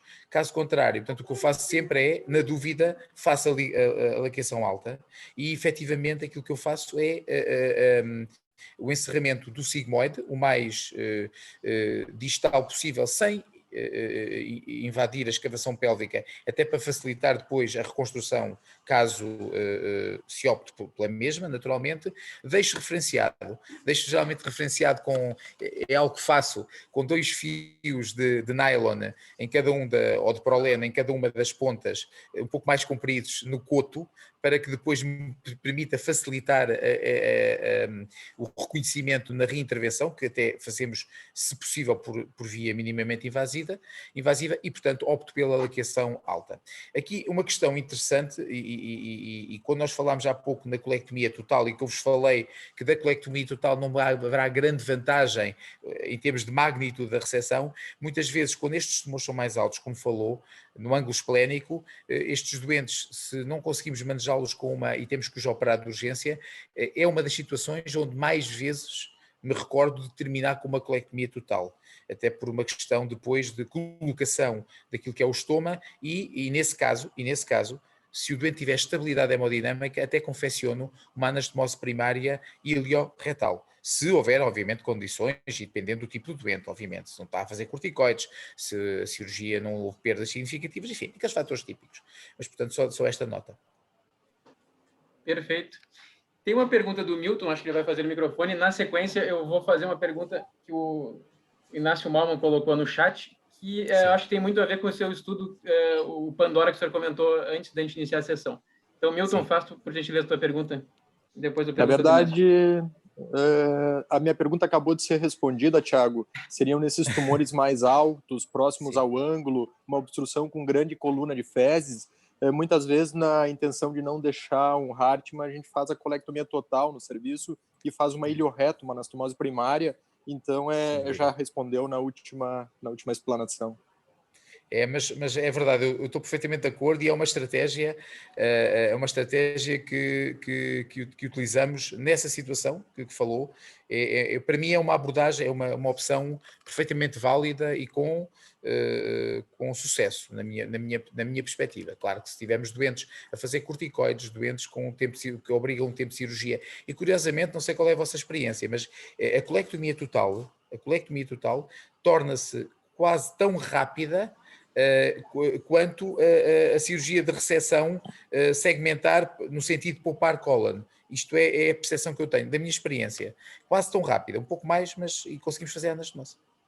Exato, e o paciente normalmente tem uma evolução muito boa, e a anastomose Muito boa. ilioretal é uma anastomose É uma segura. boa anastomose, segura, Então, mais segura, sem dúvida. É a impressão que a gente tem também no serviço. É isso. Inácio Malma, não sei se você quer fazer a tua de microfone, mas eu posso explicar aqui. Ele colocou assim, que a gente tem observado... Quer fazer, Inácio? Posso fazer. Tá, professor Nuno, eu participo de um serviço de urgência aqui em Porto Alegre, sim, já de longa data, e é uma observação, é um consenso entre os colegas que fazem parte desse grupo de trabalho, sim, que há um aumento do número de tumores obstruídos no momento, a partir do ano passado para cá, e atribuímos isto à pandemia. Os pacientes com medo de irem aos hospitais, pacientes com medo de irem às clínicas, aos atendimentos, então têm os seus diagnósticos retardados, outras razões, né, também levando a um número maior de pacientes com obstrução intestinal por tumor de cólon.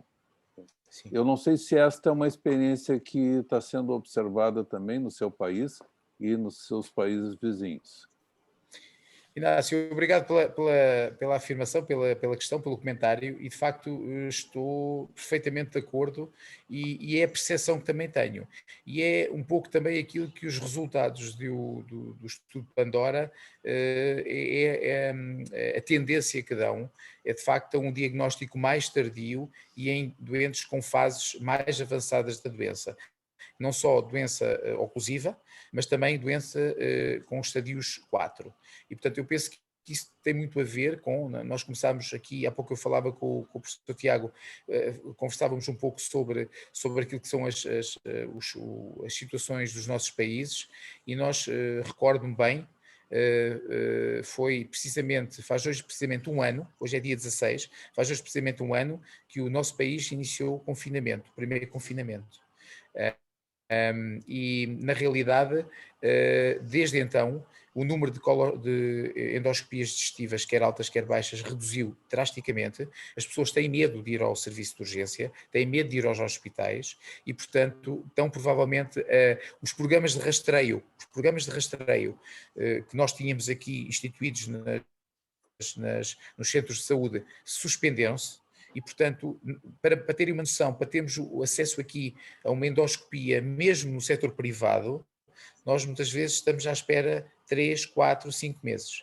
E, portanto, isto seguramente vai ter reflexo naquilo que é a apresentação clínica dos nossos doentes. E essa percepção que o Inácio referiu é também a mesma que temos aqui na nossa região e que o estudo Pandora, de facto, também reflete.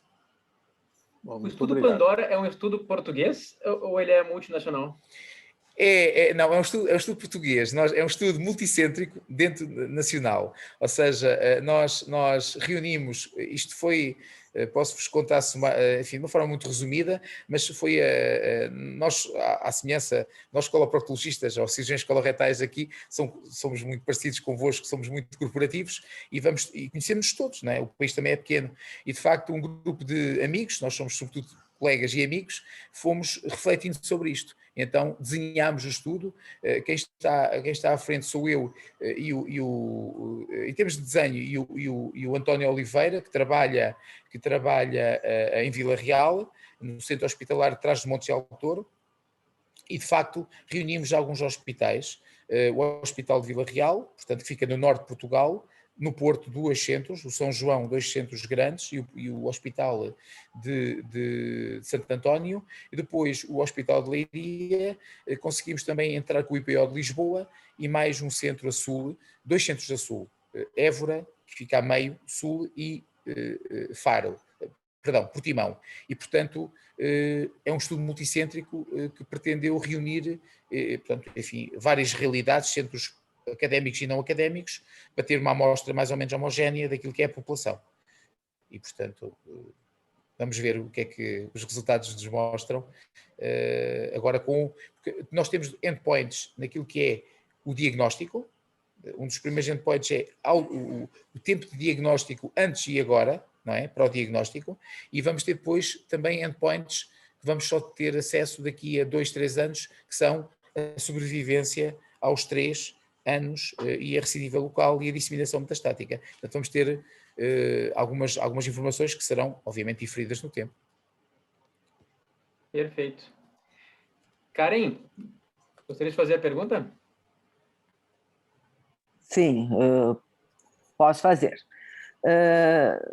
Doutor Rama, a minha dúvida é a seguinte: o senhor não consideraria que esse baixo número de anastomoses primárias na urgência em pacientes elegíveis, boas condições gerais, sistêmicas e boas condições locais, teria o viés do olhar de quem normalmente prepara o cólon sistematicamente para cirurgias eletivas? É possível que haja aqui 2 aspectos. Um deles que já é debatido, que tem a ver com a experiência, naturalmente, do cirurgião, e o outro que tem a ver com aquilo que são as condições locais do cólon, efetivamente, a montante. E, de facto, a tendência que um cirurgião que prepara habitualmente o cólon é que nunca vai ter grandes condições e que aquela coluna de fezes efetivamente poderá comprometer a anastomose. Pese embora, como vimos, temos sempre a solução, e eu confesso-vos que não sou muito adepto das lavagens intraoperatórias, sou mais a favor da descompressão manual. Mas efetivamente pode ter esse viés, efetivamente aquilo que são as condições locais, nomeadamente aquilo que são as condições do cólon na montante. Enfim, e poderá ter efetivamente, concordo consigo, pode ter a ver com isso. De qualquer forma, como há pouco vos falei, a minha opção sempre tem que operar de urgência, e se o doente até tem condições para uma anastomose, e portanto não é um doente que seria elegível a priori para um estoma, a opção por uma colectomia total, desde que isso não seja efetivamente cirurgia, passa a expressão, a mais, é uma boa opção também.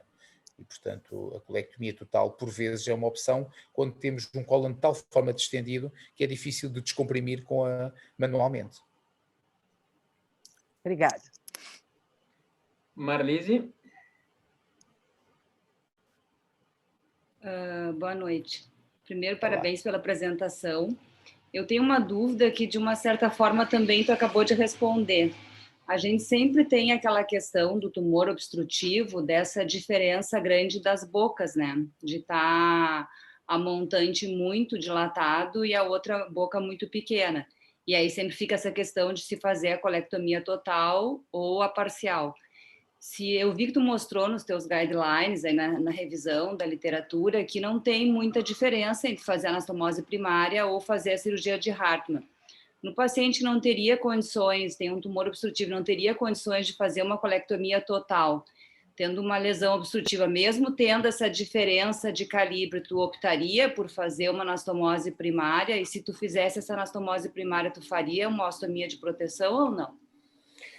É assim, eu confesso, eu não gosto muito de arriscar, porque não sou eu que arrisco. Eu costumo dizer que quem arrisca é o doente, não é? Esta coisa de nós arriscarmos, nós não arriscamos. Nós, enfim, podemos arriscar a nossa fama, mas algumas dores de cabeça nos dias seguintes, mas quem arrisca é o doente. E eu, quando vejo essa diferença de calibre, como a Marlise referiu, e portanto não me parece que haja anatomicamente uma confecção segura, eu opto por das duas uma. Ou realmente há condições, não é cirurgia a mais fazer a colectomia total, e eu até simpatizo. Repara, eu apenas aqui mostrei, enfim, eu tenho alguma simpatia pela colectomia total nestas situações. Mas a evidência, claro que a evidência depende também dos estudos, depende muitas vezes daquilo que são os doentes selecionados, mas a evidência é que a colectomia total, de uma forma geral, não tem vantagens em relação à a segmentar, exceto naquelas situações que vos falei, portanto, a perfuração, a isquemia, etc. Mas eu confesso, nessa assimetria, se eu vejo que é um doente com condições para fazer uma anastomose, imaginem, vamos dar aquele exemplo 1, 56 anos, asa 1, sem fatores de risco, e que eu vou ter que condicionar o doente a ficar com estoma, não é? Não há doença aparentemente metastática, ainda que o facto de ser oclusão é um fator de risco, e ele provavelmente vai fazer com 56 anos, na nossa decisão, provavelmente até vai fazer adjuvância, mas eu faria uma anastomose primária e se calhar totalizava e fazia a colectomia total. Eu sou mais adepto dessa opção. Eu não gosto muito de arriscar com os doentes nesse aspecto, porque uma deiscência pode ser dramática, não é? Mesmo com o estoma de proteção, sem dúvida. Sem dúvida. Tá bom, obrigada. Não sei se não, foi respondeu claro, mas... sim. Foi claro, obrigada. Inácio? Professor Nuno, na verdade, vou ver se lhe faço 3 perguntas. Primeira delas, havia um colega seu, de Portugal, se não estou enganado, Antônio Almeida, que por muitos anos veio ao Brasil fazer a apologia, a defesa da colectomia total e anastomose ilho-retal, o ilho sigmoide, nos quadros de obstrução de colo esquerdo. Sim. Eu não sei se isto hoje é um conceito que ainda perdura na sua terra. Na minha terra, assim, o colega estava a tentar ver, António Almeida, não sabe de onde é que era o colega, de que zona? Lisboa? Eu acho que era Lisboa. Eu não sei, se não me engano, é um colega seu, inclusive já teria falecido. Ok. Penso que eventualmente será um colega que trabalhou no IPO de Lisboa, é possível. Pelo nome, provavelmente será esse. É assim, hoje em dia a escola não é muito a favor dessa a escola, como é que eu ia dizer? Atualmente a atuação não é muito da colectomia total perante essa situação de uma forma de rotina.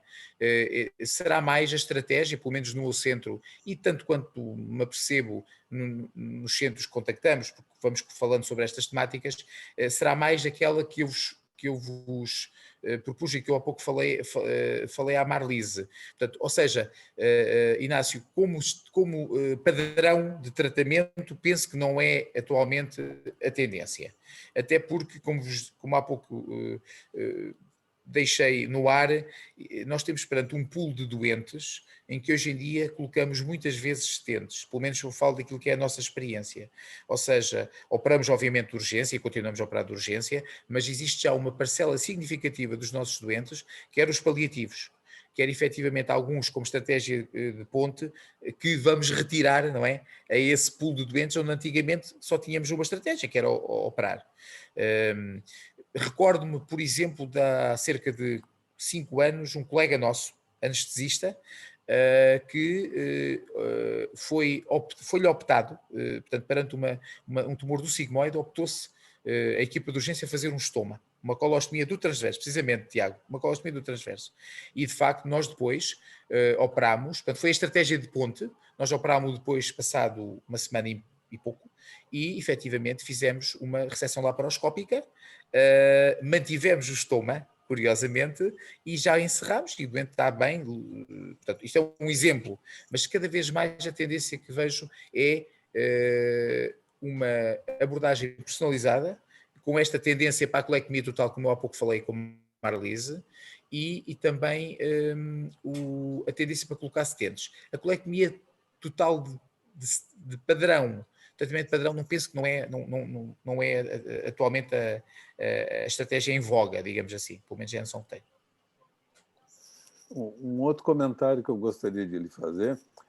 Recentemente, um dos nossos residentes do hospital, num trabalho de conclusão da sua residência, fez um levantamento do número de linfonodos obtidos em cirurgia de urgência, né, comparando com cirurgia eletiva.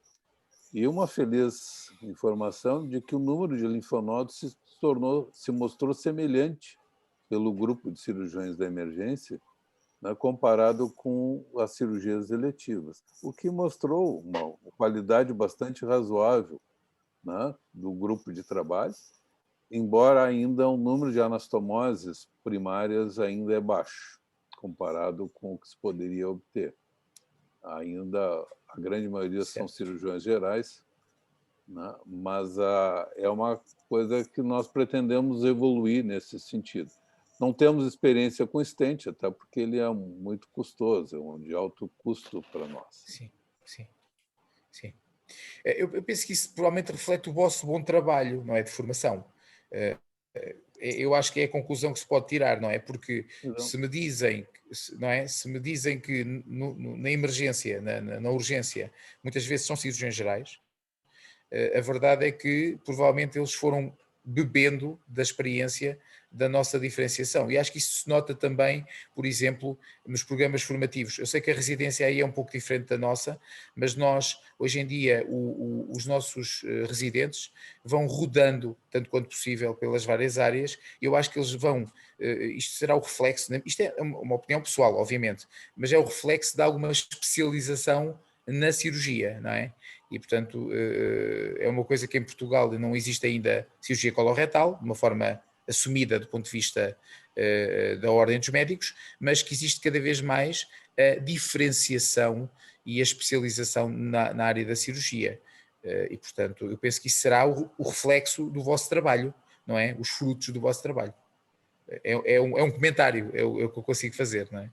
Quantos anos são a formação em cirurgia em Portugal, em cirurgia geral? A cirurgia geral tem 6 anos, ou seja, nós, o médico, depois de se formar, não é, na escola médica, tem um período de um ano e meio, em que tem uma residência diferenciada, digamos assim, é um interno de ano comum, portanto, e depois entra na formação especializada e aí ficará, tem 6 anos, portanto, é o tempo de formação do cirurgião geral em Portugal.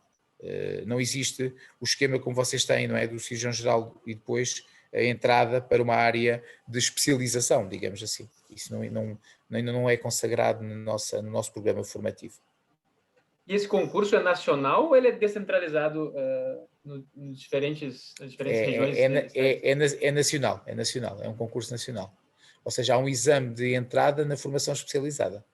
E, portanto, depois há um score e vão escolhendo as várias especialidades, entre elas a cirurgia geral. Entendi.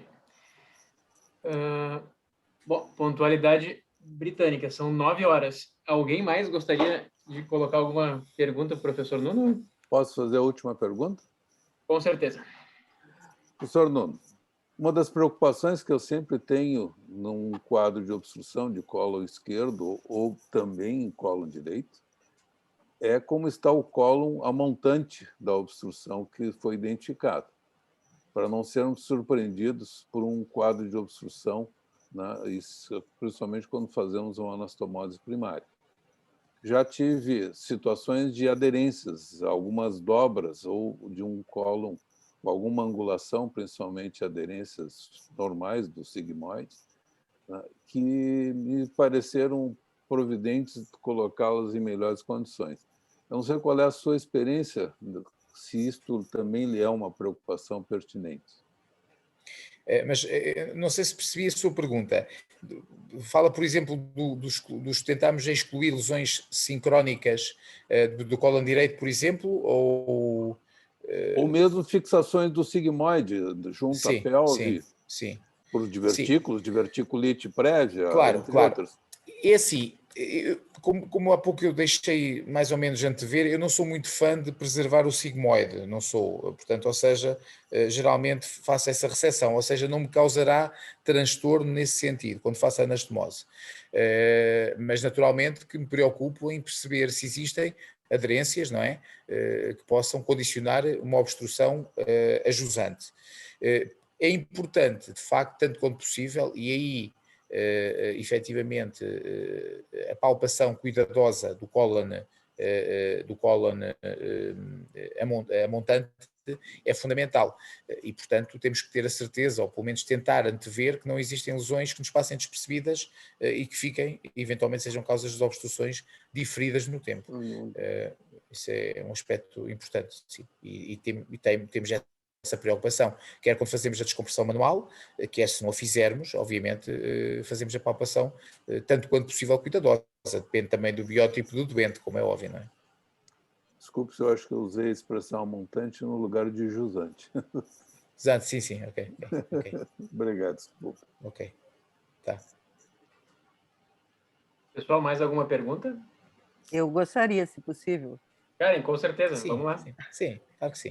Doutor Nuno, Sim. assim, aquela situação em que a opção é simplesmente uma colostomia ou ileostomia para desobstrução, o senhor faz isso sem olhar a cavidade, simplesmente puxa, porque às vezes a gente se surpreende, né, com locais de má condição, eventualmente pontos que possam evoluir para necrose, coisa assim. Então, assim, só ileostomia sem examinar? Ou o senhor tem algum truque, alguma coisa assim? Ou é o exame de imagem? Como é que é isso? É assim, na prática, não uso muito frequentemente os estomas de descompressão com esse intuito. Portanto, ou seja, a minha experiência no uso da colostomia descompressiva é anedótica. Anedótica é pouco usada. Essa é uma preocupação e essa é uma das razões que me leva a ter alguma preocupação em relação à colostomia. A colostomia, das duas uma, quando preciso de a fazer, se tiver espaço, faço-a assistida por laparoscopia. O que nós sabemos é que, na maior parte dos casos do nosso dia-a-dia, quando precisamos de a confeccionar, não temos espaço para fazer essa visualização. Portanto, são casos muito selecionados onde nós conseguimos fazer essa colostomia do transverso assistida por laparoscopia, ou seja, são casos obstrutivos ou quase ou suboclusivos, mas que não são o standard dessa situação. Portanto, fazer uma laparotomia para inspecionar o cólon e depois terminar com o estoma, poupamos, portanto, perdemos grande parte do benefício do estoma. Portanto, na realidade, eu uso pouco o estoma. Quando faço, a maior parte das vezes faço ou assistido pela laparoscopia ou faço realmente sem ver, com uma incisão, sem visualizar, e preocupo-me em ter a percepção da imagem, no sentido de perceber se existem ou não sinais, obviamente, de isquemia, e claro que também quando fazemos a incisão e entramos na cavidade abdominal, conseguimos inspecionar aquilo que é o cólon que está disponível, e se houver alguma dúvida, pois com certeza que acabamos por abandonar esta opção e fazemos a laparotomia. Portanto, ou seja, acaba por ser uma estratégia que decidimos na altura. Mas como disse, Karen, não é a minha estratégia, a minha opção, até porque usamos muitas vezes os stents. E, portanto, isso ajuda-nos a reservar a cirurgia de colostomia só para situações mais pontuais, digamos assim. Certo, obrigada. Última pergunta da Marlise.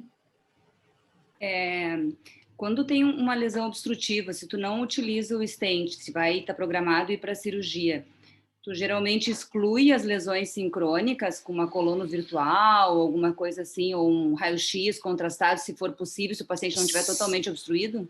Se for possível, sim. Se não for possível, fazemos uma endoscopia muito precoce, ou seja, aos 2 meses fazemos a endoscopia para tentar excluir de forma categórica as lesões sincrónicas. Sincrônicas, tá bom. Obrigada. Bom, professor Nuno, antes de lhe agradecer mais uma vez, eu gostaria de falar que foi uma sessão muito agradável, certamente muito enriquecedora para todos nós. Espero que amanhã chegue o seu presente aí, que o senhor desfrute nosso presente em forma de agradecimento, né, a sua contribuição. Eu agradeço. E gostaria de lhe convidar, né, se for seu interesse, para assistir a nossa próxima sessão. Eu compartilho o link, que vai ser dia 20 de abril, né? Terei todo o gosto. Vai ser com o seu colega, o Dr. José Gonçalves, que vai falar a respeito de hidradenite supurativa perianal, como eu faço. A gente sabe que ele tem uma grande experiência nessa área. Pois tem. E já está convidado desde agora. ok? Ok, perfeito. E assim está aceito o convite, portanto estarei convosco com todo o gosto, está bem? Muito obrigado. Agradecer realmente a oportunidade de estar aqui convosco, felicitar-vos pela sessão e felicitar-vos até pelo vosso hábito, que eu acho que é extraordinário, de poderem receber os residentes, despedirem-se do estão de saída, de facto, e acho que é uma atitude, de facto, de enaltecer e que agradou aqui a nossa unidade. Achámos que é uma atitude interessantíssima, está bem? Parabéns pela iniciativa também. Tá? Muito obrigado. A Obrigado. Vicky acabou de mandar uma mensagem para mim, lembrando de um recado que eu não posso esquecer. Vocês recordam que na jornada nós oferecemos um voucher, que era um vale chocolate? Poucas pessoas retiraram esse chocolate na Caracol. O prazo termina agora em maio, certo? A gente fez uma combinação na GCP, que aquelas pessoas que não retirarem seus chocolates, a gente vai, em maio, fazer uma doação, né, de Páscoa tardia para alguma instituição com crianças carentes para poder ganhar esses chocolates. Então, quem quiser buscar, pegue seu chocolate. Caso contrário, a gente vai fazer a doação. Posso fazer um comentário? Com certeza. Eu não tirei e estou doando de antemão o meu voucher para essa entidade. E conclamo aos outros que não retiraram que também o façam. Tá? Eu vou fazer uma coisa meio coercitiva. Então, eu só peço que manifestem isso para mim por mensagem de WhatsApp inbox para eu poder saber quem vai abrir mão e quem vai doar e a gente daí leva a gente. O meu já fiz de público. Tá bem. Também posso doar, também não retirei. Tá bom. Eu gente, também. Muito obrigado, uma boa noite para todos e boa até noite a para próxima. vocês, muito gosto. Boa noite, Boa obrigada. noite. Parabéns. Obrigado. Tá, obrigado. Disponham. Boa noite para todos. Um abraço. Boa noite.